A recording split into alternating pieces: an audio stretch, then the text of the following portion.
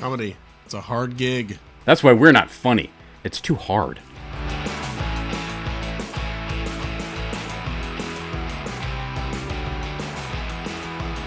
Welcome to Then You Ruined It, a podcast where two dorks try not to make a simple conversation weird and fail every time.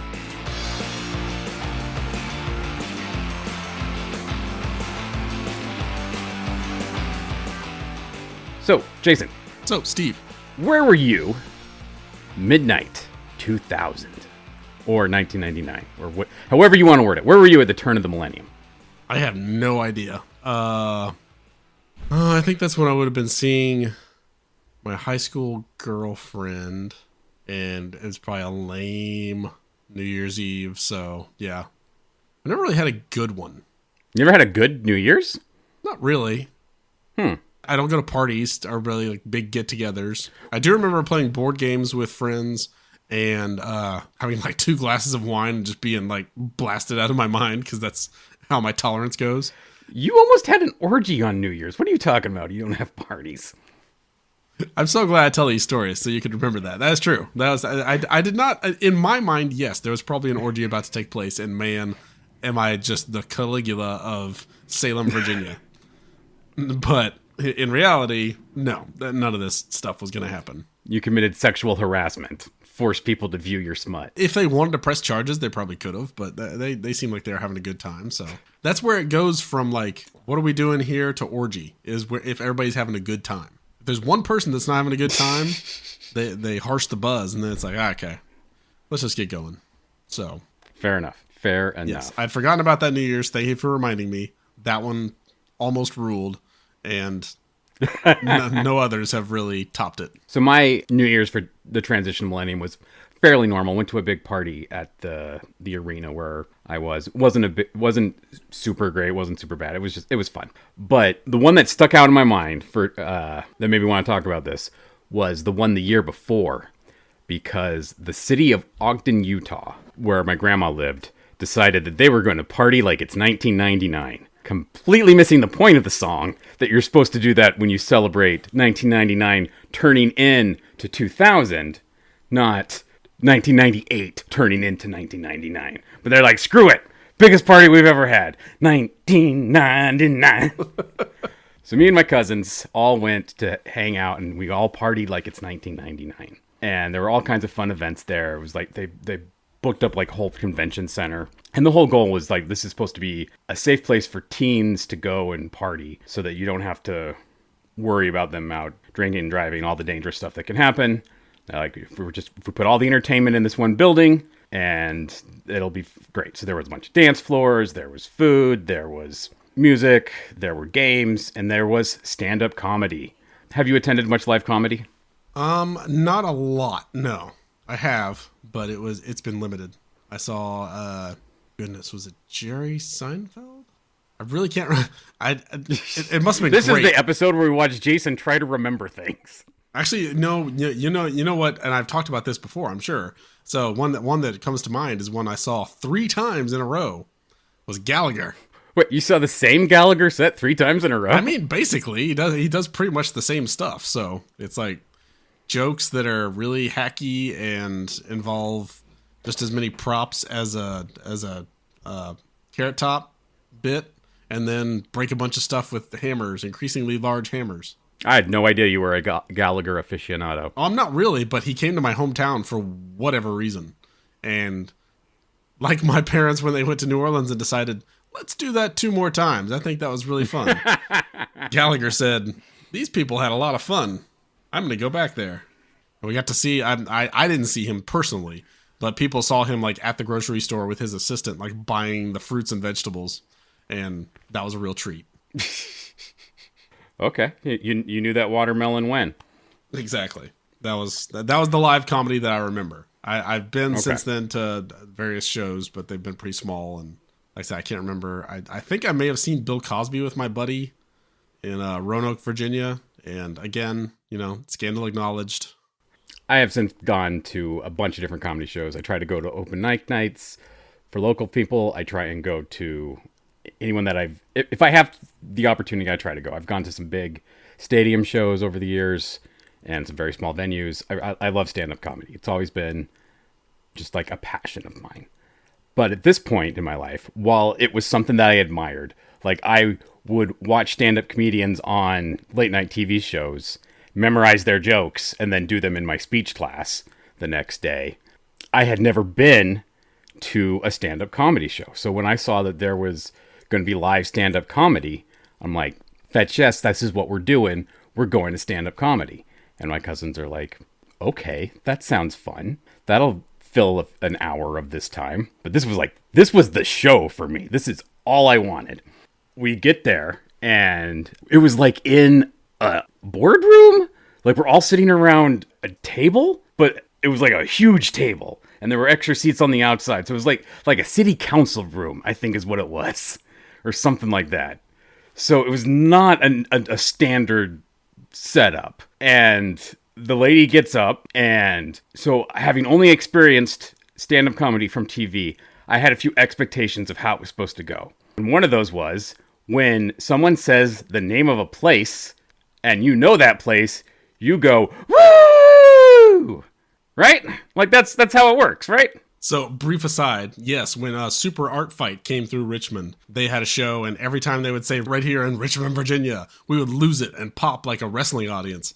And they were like, this has never happened before in one of our shows, and I love it. So they would just start saying Richmond, Virginia every once in a while, so we'd go nuts.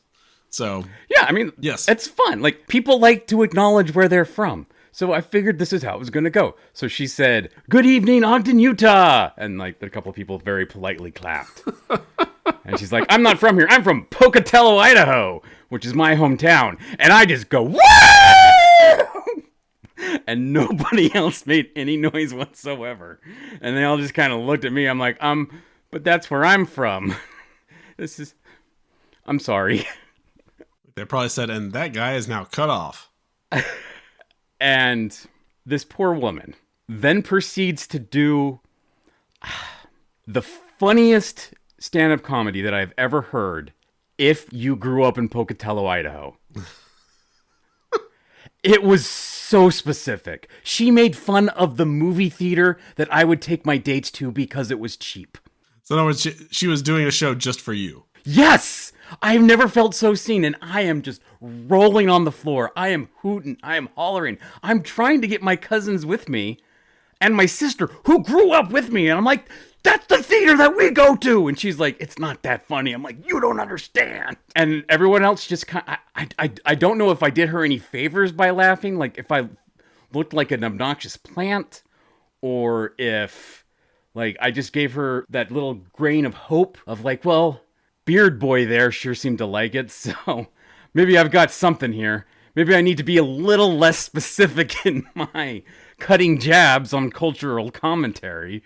It was the strangest experience, and I've never had it before or since. I mean, yeah, that's probably a good thing, because a comedy show should not be like that. If there's one person cheering really loudly for everything and nobody else gets anything, that can't be bolstering for the confidence of the comedian, I would not think. No, it's not ideal. Although, so I have done one open mic night, and it did not go great. But one joke really did make one guy laugh a lot. And he was trying to explain it to his date, and she wasn't having it. He's like, "No, come on, that's a good joke. Give him that one. Give him that one." I mean, yeah, that's the best way to enjoy a comedy show, is to explain the joke to every time the person you're sitting with. I don't know, to defend your right to laugh at something somebody else says. Like, no, I'm okay. It's more about you than about the performer. So I have seen her already once, and she's coming back to town, and we're seeing her actually in like a week and a half as of this recording. The comedian Sarah Schaefer. She has worked on some various TV shows. She worked on Late Night. I think actually before it was the Tonight Show. The Late Night with Jimmy Fallon. Won like an Emmy for her work on that. But she's a very good comedian. I like her stuff, and she actually does more like miniatures things now. Like during COVID, she got into miniatures, and she makes lots of like little miniature sets, and it's really cool. But she's coming back to town, and I have to watch myself because she and my wife, because she grew up in this area, they grew up together. Like they went to the same church. She knows our church. Like she grew up there. She lived with her family, like her dad, I think, still lives in the area. Her mom's unfortunately passed away. But there's one time where she came in with another friend to Bed Bath & Beyond when I worked there. And I recognized her. I don't think she knew who I was at the time. Maybe she did, and she just didn't, care because she's a celebrity. Who cares? And I think I think what I tried to sell them on was a block of knives. And it wasn't like just random. It was like, I think she was like looking for some for like her dad's birthday or something. And I really used my skills and like sold them on. This is the one you want. This is the reason, and this is the one I would recommend. So I'm pretty sure they bought it. I can't remember, but that was like the main interaction with her. And the other comedy show I saw, was like, oh, I really like your stuff. I think you're funny, but it's also kind of weird because she's old friend. Well, she used to be friends with my wife, or at least church friends, whatever you want to call it. So I try not to like have that be like the only reason I really like her stuff and make it seem like stalking. So I'm guessing, fingers crossed, we go to the show. Maybe my wife might say something if we get to say anything to her before or after, and I don't get brought into it at all. Like I'm not going to like jump like, I'm such a huge fan. Oh man, I follow you on Instagram. I like all your stuff. What you should do, if you and your wife get to approach her and your wife like, hey, do you remember me? We used to hang out in church or whatever. And they have those nice little moments. And then like your wife turns to leave. You just go like, how are those knives? It's like, what? The knives. Did you take care of them? Have you been sharpening them like I showed you? They're still under warranty. Up and down the steel. That's right. That's right. Oh, yes. I definitely know which way that would take the relationship. So at least I'd know. I wouldn't be wishy-washy. I'm like, I wonder if she's creeped out. It's like, no. She's definitely. Yeah. In for a penny, in for a pound. Go all the way, dude. Yeah, might as well. So I'll keep that in mind when we go to the show. I'll harness my inner creep. Not that difficult. If you've listened to this show for any amount of time, you know that's not going to be hard for old Jason. Got that one in the bag. Yeah, I've never met any of the comedians that I've been able to see. I guess that's not true. We did meet. I wish I remembered her name because she was very funny. But she was a performer on a cruise ship, and usually the comedians will go out to the door and shake your hand as you walk out. So there's a comedian who we had a passing exchange with. She thought my wife's dress was very pretty. She made a good impression on us, but I do not remember her name because this was 12 years ago, and she's definitely not famous. She was on a Carnival cruise ship for a reason. Comedy. It's a hard gig. It is. Why I only occasionally find myself funny. Yeah, I was going to say, that's why we're not funny. It's too hard. I try really hard. My family just says it's not working. I come to this basement to be sad. They find that hilarious.